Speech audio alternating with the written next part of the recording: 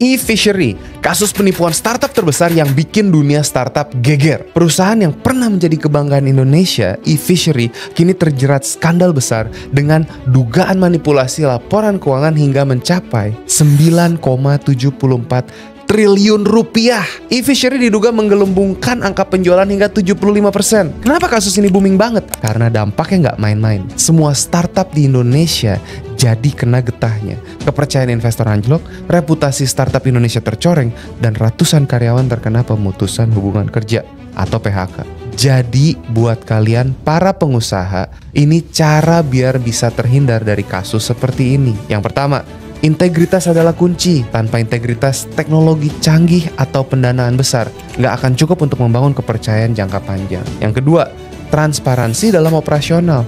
Pastikan semua proses bisnis bisa diaudit dan terbuka untuk mencegah kecurangan internal. Yang ketiga, pengawasan internal yang ketat. Bangun sistem kontrol internal yang efektif untuk mendeteksi potensi fraud. Nggak sedikit bisnis yang hancur karena karyawannya fraud. Sementara buat kalian sebagai karyawan, pastikan kalian punya etika kerja yang kuat. Selalu junjung tinggi nilai kejujuran dan tanggung jawab dalam setiap tugas. Kedua, berani melapor kalau menemukan indikasi kecurangan. Laporkan ke pihak yang tepat. Yang ketiga, pilih perusahaan dengan integritas tinggi. Kasus eFishery menjadi pengingat bahwa tanpa integritas, kesuksesan cuman sementara. Baik pengusaha maupun karyawan harus menjadikan kejujuran dan transparansi sebagai fondasi dalam setiap langkah.